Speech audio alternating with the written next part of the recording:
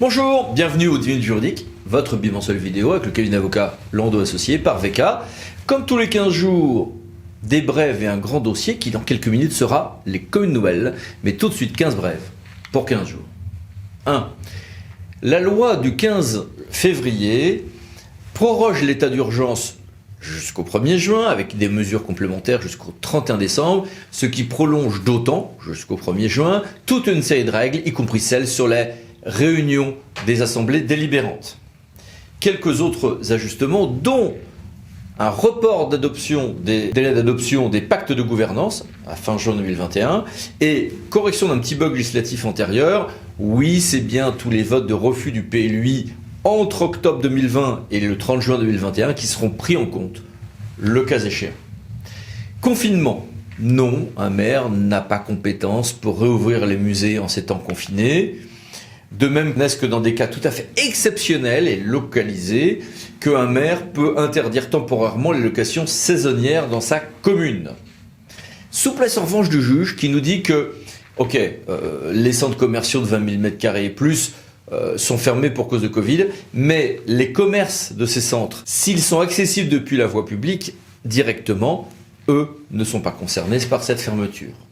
Publication aussi de la loi du 22 février qui reporte les élections départementales et régionales. Donc mettez dans vos agendas les 13 et 20 juin comme étant les dates très probables. Et voici quelques détails sur les ajustements en compte de campagne, procuration, etc.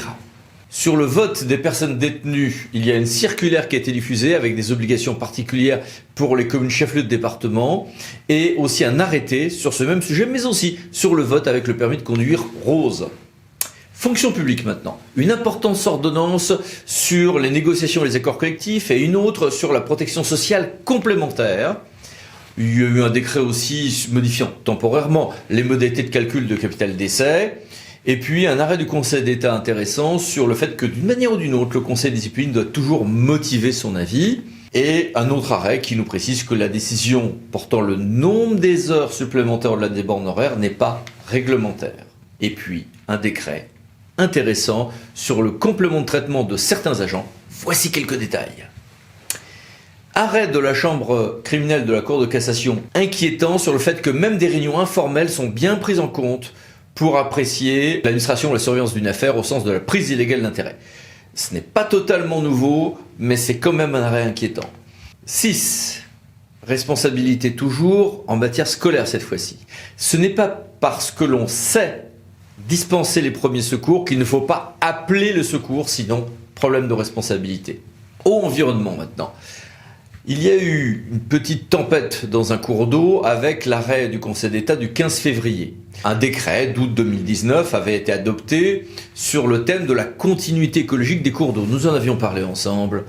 Eh bien, un article de ce décret a été censuré. Il en résulte donc que l'administration est obligée d'étudier les dossiers, alors qu'auparavant, en dessous certains seuils, elle pouvait s'en dispenser. À quelle échelle faut-il apprécier un projet pour voir s'il y a besoin ou pas d'une évaluation environnementale? Réponse par cet arrêt du Conseil d'État. Autre décision sur le fameux barrage de la retenue collinaire de Caussade. Oui, il y a bien illégalité à faire des retenues à fin d'irrigation qui ne seraient pas compatibles avec le SDAGE. Une affaire pénale est en cours sur ce même dossier. Charte de déontologie adoptée désormais sur les agences de l'eau au journal officiel. Et puis maintenant, sur tout ce qui est mobilité et voirie, le gouvernement a pris une ordonnance importante sur l'hydrogène, notamment l'hydrogène vert, concernant la locomotion. Ajustement du droit français pour tout ce qui est téléphérique, urbain ou de montagne.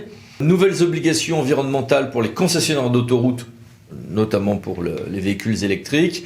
Véhicules électriques qui ont un nouveau système de financement qui peut profiter pour un certain nombre de grands axes, avec un arrêté du 15 février 2021.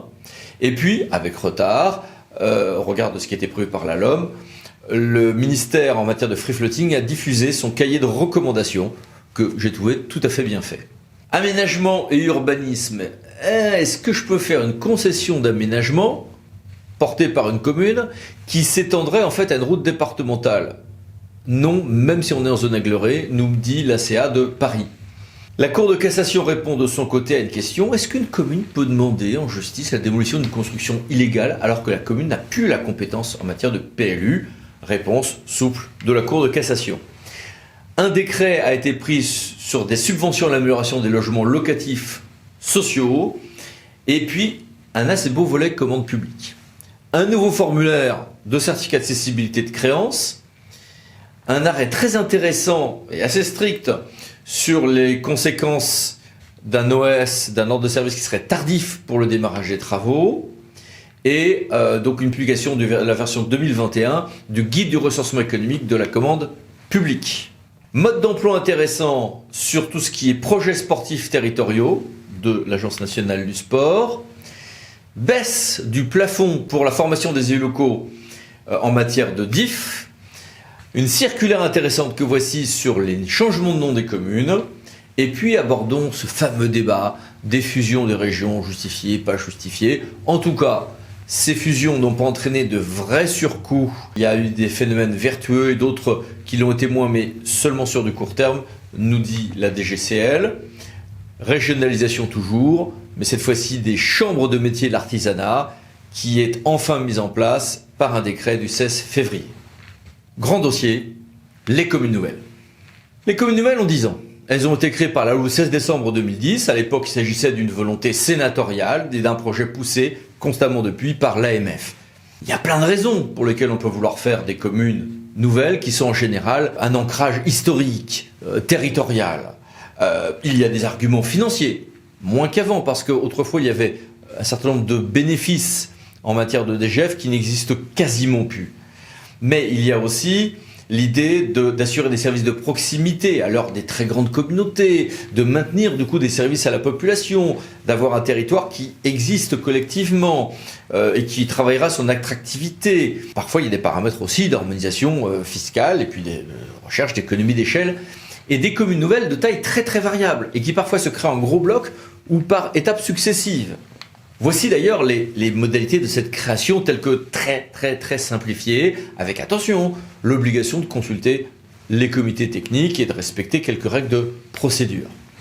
À noter d'ailleurs que ce régime a évolué à plusieurs reprises, notamment par la loi Gatel, la sénatrice Gatel sera avec nous tout à l'heure, et par 3 articles de la loi Engagement et Proximité.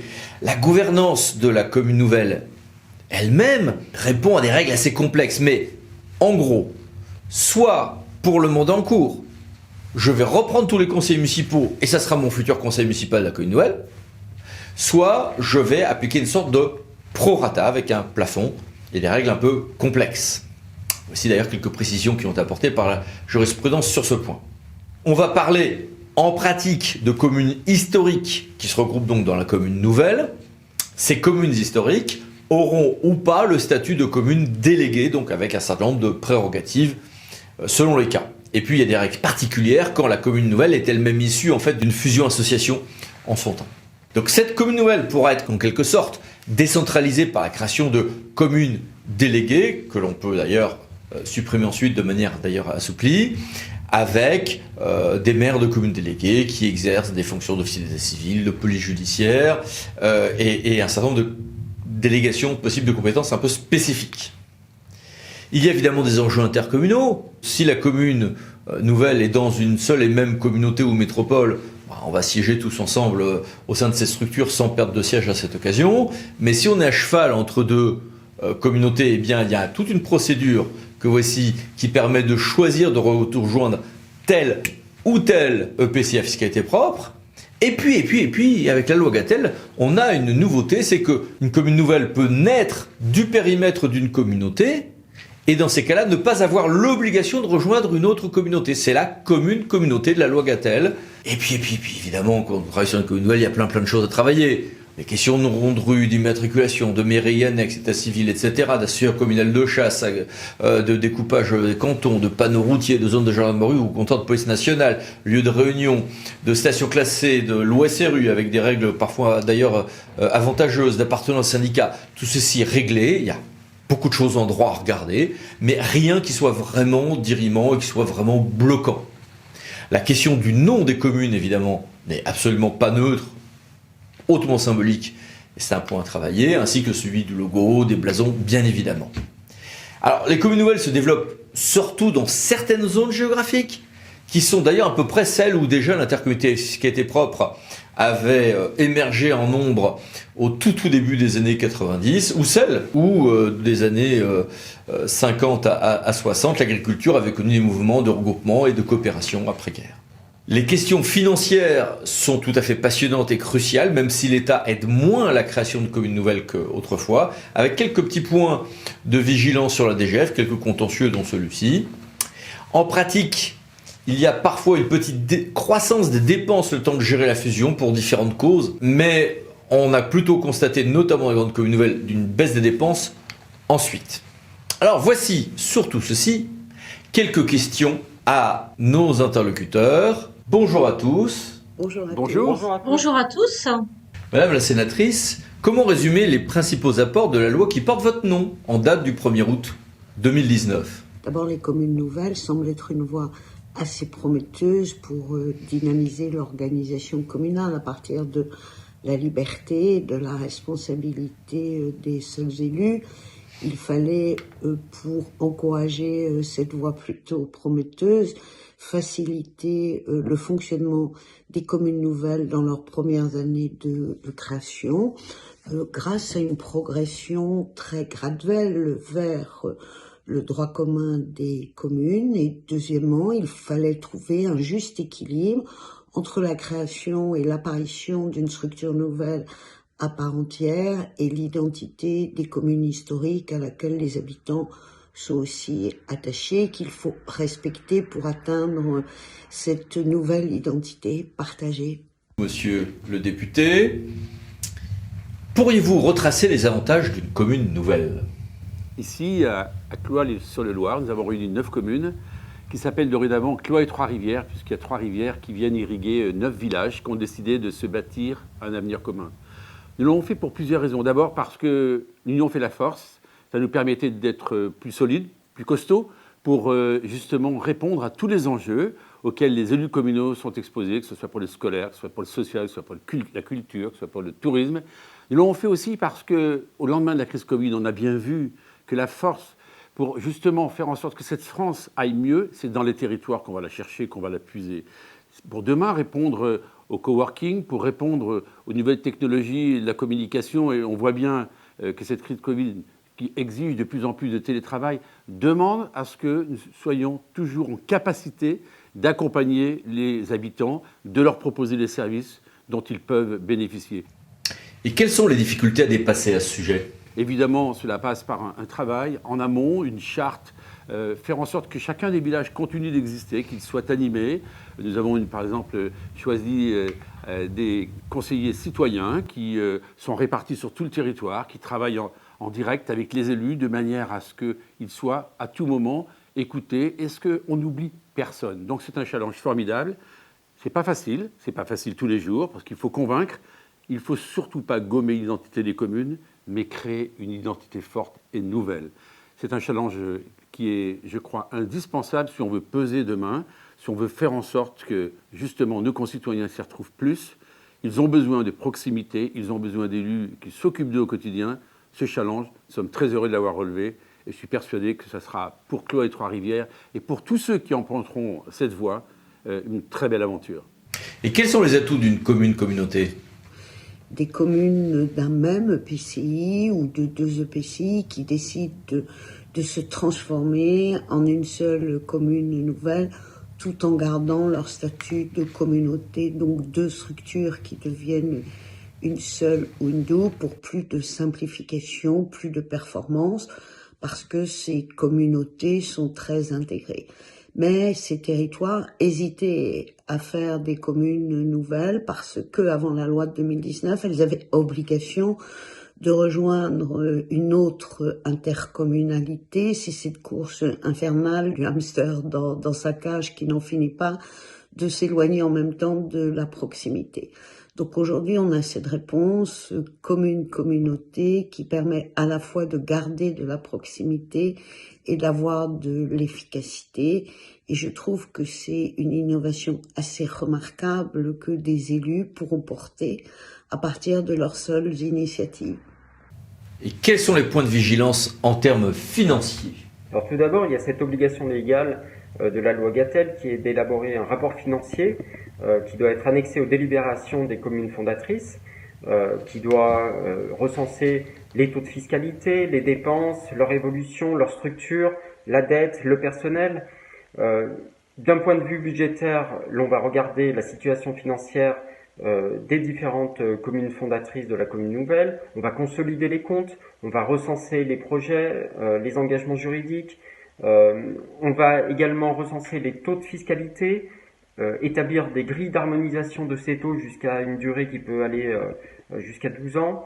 Et puis on va s'intéresser aux dotations d'État qui ont fait l'objet d'ailleurs d'une actualisation en termes de dispositions par la loi de finances de 2020, qui prévoit la pérennisation du pacte de stabilité des dotations sur 3 ans, et puis qui prévoit également une nouvelle dotation dite d'amorçage qui est de 6 € par habitant. Lorraine, en termes de GRH, quels sont les défis propres à la création d'une commune nouvelle ? Ils sont nombreux. Tout d'abord, bâtir une nouvelle organisation, bâtir un nouvel organigramme. Donc, ça dépend bien évidemment de la taille des communes qui fusionnent et du nombre de communes qui fusionnent. Voilà, mais c'est important afin que chacun trouve sa place.